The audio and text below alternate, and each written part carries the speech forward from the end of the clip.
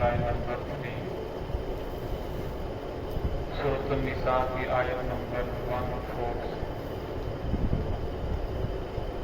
اعوذ باللہ من الشیطان الرجیم بسم اللہ الرحمن الرحیم واللاتی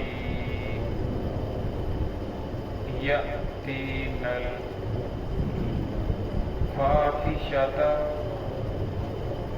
من نسائکم فاستشہدوا علیہن أربعة منكم فإن شهدوا فأمسكوهن في البيوت حتى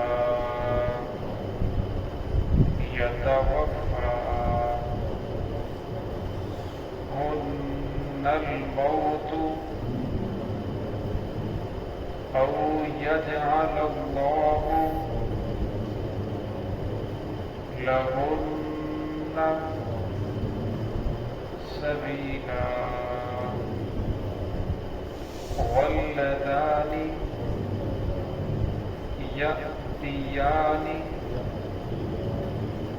يأتيانها منكم فآذوهما فإن تابا وأصلحا فأعرضوا عنهما إن الله كان توابا رحيما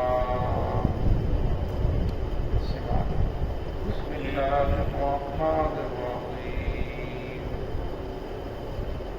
واللاتي يأتين الفاحشة من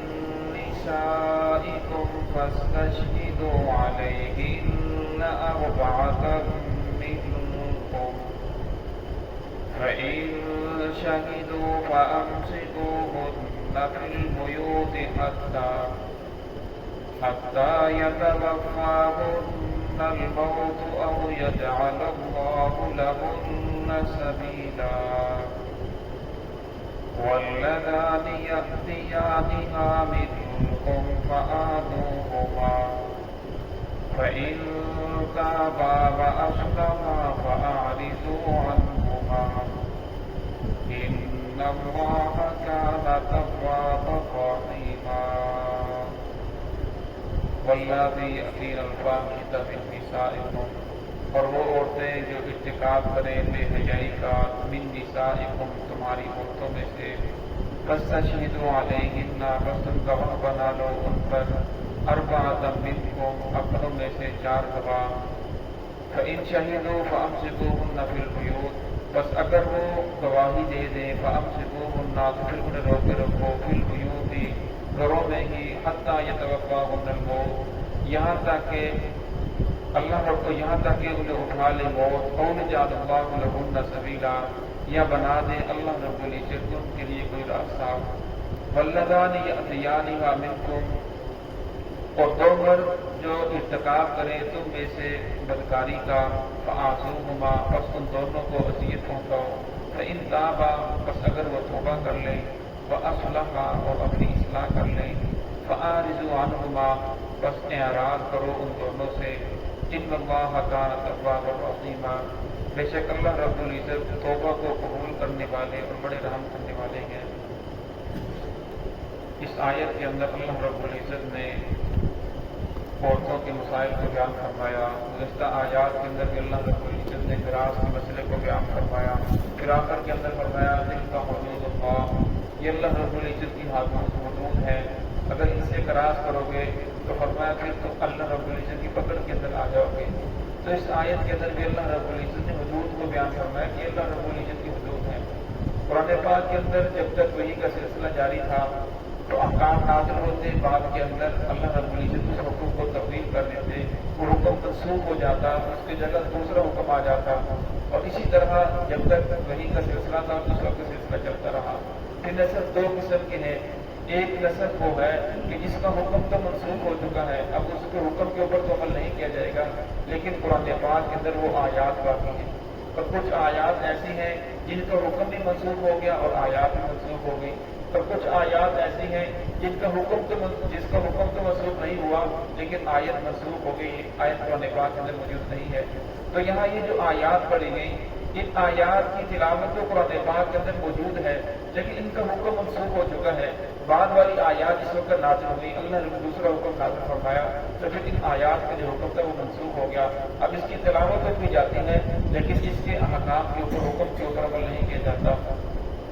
تو یہاں اللہ رب العزت جس مکہ کے اندر جس وقت مسلمان مظلوم تھے، مسلمان کے پاس اقتدار نہیں تھا، کوئی بھی اپنا اسلامی قانون نافذ نہیں کر سکتے تھے، لیکن جب مدینہ کے اندر گئے تو اللہ رب العزت نے مسلمانوں کو ان کی ریاست عطا فرمائی جس کے اندر وہ اسلامی قانون کے اوپر عمل کر سکتے تھے، تو پھر وہاں احکامات نازل ہونا شروع ہوئے۔ تو یہ شروع والی آیات ہیں، شروع کے اندر اللہ نے فرمایا واللاتی یأتین الفاحشۃ من نسائکم، تمہاری عورتوں میں سے جو کوئی بدکاری کرے فاستشہدوا علیہن اربعۃ منکم، پھر تم 4 گواہ بنا لو، 4 گواہ مردوں میں سے ہو، عورتوں میں سے اگر 1 لاکھ بھی عورتیں ہوں تو ان کی گواہی قبول نہیں کی جائے گی۔ یہاں اس کے اندر کیونکہ یہاں ان کو رجم کیا جائے گا، تو اس کے اللہ رب نے فرمایا کہ 4 مرد ہوں جو گواہی دیں کہ بالکل ہم نے آنکھوں سے دیکھا ہے، اور ایسا نہ ہو کہ ایک دوسرے کہنے پر بلکہ انہوں نے آنکھوں سے دیکھا ہو پھر وہ گواہی دیں، اور پھر ان کی گواہی کے اوپر عمل کیا جائے گا، اور پھر فرمایا وہ نیک بھی ہو، ایسا نہ ہو کہ وہ بدکار ہوں، جھوٹ بولنے والے ہوں، ایسے لوگوں کو ان کی گواہی قبول نہیں کی جائے گی۔ تو ان شہیدوں اگر وہ اس بات کی گواہی دے دیں فامسکوہن فی البیوت حتی یتوفاہن الموت، پھر عورتوں کو اپنے گھروں کے اندر ہی روکے رکھو حتی یتوفاہن الموت، یہاں تک کہ انہیں موت اٹھا لے، یعنی گھروں کے اندر ہی موت آ جائے، او یجعل اللہ لہن سبیلا، یا اللہ رب العزت ان کے لیے کوئی دوسرا راستہ پیدا فرما دے۔ تو اللہ رب العزت نے ان کے لیے راستہ پیدا فرما دیا۔ 17ویں پارے سورۃ نور کے اندر آئے گا کہ اللہ نے فرمایا کہ اگر کوئی عورت کسی طرح یا کوئی مرد ہے بدکاری کرتے ہیں تو میعۃ جلدہ، تو فرمایا انہیں 100 کوڑے مارے جائیں گے۔ جو ہے کوارا مرد اور کواری عورت اگر زنا کرے تو شریعت کے اندر اسے 100 کوڑے مارے جائیں گے۔ اگر فرمایا شادی شدہ مرد یا شادی شدہ عورت اگر زنا کرتے ہیں تو فرمایا شریعت کے اندر انہیں رجم کیا جائے گا، یعنی پتھر مار مار کر ان لوگوں کو سنسار کر دیا جائے، جب تک مر نہ جائیں تو انہیں پتھروں کے ساتھ دنیا ختم کر دیا جائے گا۔ تو کچھ لوگ کہتے ہیں کہ یہ تو ظالمانہ فیوضات ہیں، یہ تو اس طرح ہے، ایسی سزائیں نہیں دینی چاہیے، بلکہ اللہ رب العزت الرحمن ہے، غفور الرحیم ہے، اگر ان سزاؤں کے اوپر عمل کیا جائے تو دنیا سے یہ بدکاری ختم ہو جائے، دنیا سے یہ طرح طرح کی لڑائیاں ہیں، جھگڑے ہیں، اب قاتل قتل کرتا ہے دوسرے سے چھوٹ جاتا ہے۔ اگر شرعی سزا نافذ کی جائے کہ قاتل کو اگر قتل ثابت ہو جائے تو اس کی کتاب اسے قتل کیا جائے، اسی طرح چور سے اگر چوری ثابت ہو جاتی ہے تو اس کا ہاتھ کاٹا جائے، گناہ کرتے ہیں تو اس کا پاؤں کاٹا جائے، اسی طرح زانی کو سزا دی جائے، اور اسی طرح اگر شادی شدہ ہے تو سنسار کیا جائے، اور میں اگر شرعی حدود کے اوپر عمل کیا جائے تو دنیا سے یہ سارے فسادات ختم ہو جائیں۔ تو اللہ رب العزت نے ان فسادات کو ختم کرنے کے لیے، دنیا کے اندر امن کو قائم اور باقی رکھنے کے لیے ان سزاؤں کو نافذ فرمایا۔ تو فرمایا کہ جس وقت یہ حکم سورۃ نور والا یہ حکم نازل ہو چکا ہے کہ اگر شادی شدہ مرد عورت زنا کرتے ہیں، اگر وہ کوارے ہیں تو انہیں 100 کوڑے مارے جائیں گے، 100 کوڑوں کے درمیان وہ بچ جائیں یا مر جائیں، کوڑے 100 ہی لگیں گے۔ ہاں اگر وہ کوارے نہیں بلکہ شادی شدہ ہیں تو پھر ان کی سزا رجم ہے، یعنی پتھر مار مار کر ان لوگوں کو ختم کر دیا جائے گا۔ واللذان یأتیانها منکم فآذوہما، اور فرمایا کہ اگر 2 مرد بدکاری کرے تم میں سے فآذوہما، فرمایا ان دونوں کو اذیت پہنچاؤ۔ یہ بھی پہلے حکم تھا، اب منسوخ ہو چکا ہے کہ ان دونوں کو اذیت پہنچاؤ، یعنی ان کو ہلکی پھلکی کی پٹائی کی جائے، پھر انہیں چھوڑ دیا جائے۔ فرمایا اب حکم یہ ہے کہ اگر کوئی مرد 2 مرد آپس کے اندر بدکاری کرتے ہیں، فرمایا امام حنیفہ رحمۃ اللہ علیہ فرماتے ہیں کہ انہیں پہاڑ کے اوپر سے لے جا کر نیچے گرا دیا جائے تاکہ وہ نیچے تک جاتے ہوئے ان کی موت واقع ہو جائے، یا ان کو دیوار کے نیچے سے گرا دیا جائے۔ کسی نے کچھ احکام نازل کسی نہ کسی کچھ رائے ہے، کسی امام کی کچھ رائے ہے، تو یہاں اللہ رب العزت نے جو امام ہے وہاں کا اقتدار ہے، جس کے بعد اس کی ثوابدید کے اوپر چھوڑ دیا، وہ دیکھے کہ جیسے احکامات ہیں، جیسے حالات ہیں، وہ ویسا حکم نازل فرمائے۔ فَإِن تَابَ، اللہ رب العزت اگر وہ توبہ کر لیں، وَأَصْلَحَا، اور اپنی اصلاح کر لیں، فَأَعْرِضُوا عَنْهُمَا، پھر ان دونوں سے اعراض کرو۔ کیونکہ انسان گناہ ہو جانے کے بعد اگر توبہ کر لے، معافی مانگ لے، پھر اسے تانے دینا کہ تو فلاں ہے، تو ایسا ہے، تو ایسا ہے، فرمایا ایسا نہ کرو۔ ان